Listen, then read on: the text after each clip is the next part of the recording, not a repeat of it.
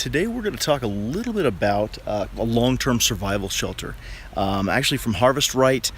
For the uses that they're made for, they are actually a pretty incredible piece of gear. So this is not light, this is not a backpacking shelter. This is specifically made for long-term shelter, meaning that the materials used are specifically UV resistant. It is a structurally sound shelter, meaning it can stave off hundreds of pounds of snow, wind resistance, and stay up for a long period of time.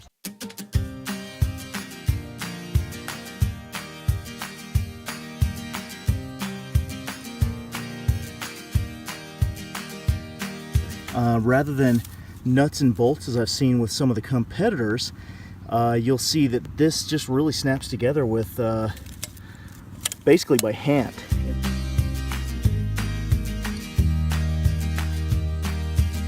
The connections are also fairly well organized. You'll notice an AB along with strictly A series, as well as the poles broken up into A's and B's.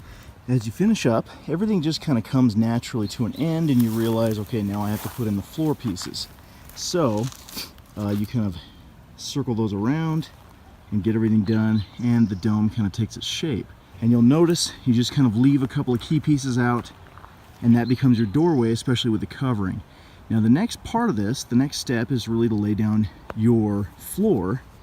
For our purposes, because I'm just trying to preserve some of the landscape around here and some of the plants, I'm going to go ahead and leave the floor out for right now, but I'm going to go ahead and put the covering on.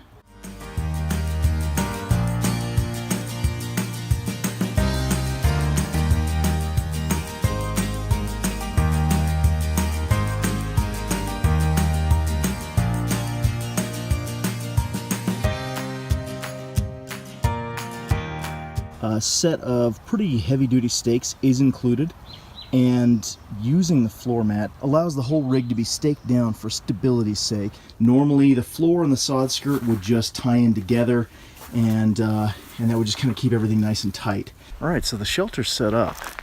It's actually a pretty interesting design, but everything from the material down to even the fabric that's used in sewing, the actual stitching, is made to be UV resistant. It's pretty roomy. Of the three sizes, this is the smallest. So the one I grabbed is a loaner from Harvest Right, but even so, that's still a pretty good size shelter. I mean, you could still fit several people in here, and of course during the daytime you have a very generous skylight.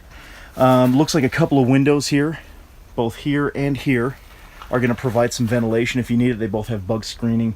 And then this is what I really like, because it's all season. This is definitely a 4-season shelter. A stove jack built in. You can even peel back part of that flooring if you had that set up, so that you kind of have the best of both worlds. A hot shelter as well as a nice flooring to keep bugs out, or kind of have a comfort for your feet. All in all, it's pretty impressive. I'd say setting this up as a one-man show took me maybe between 30 to 45 minutes. All right, so I went ahead and set it up for a second time here at home. I wanted to get a sense of what the floor was like and what this would feel like, setting up maybe with some camping equipment, and we like it. This is really made for a long-term, or even call it a semi-permanent shelter. So in instances of a natural disaster, needing to have a long-term place to stay, maybe you've got some land, and in lieu of a cabin, set this up in a nice shady spot.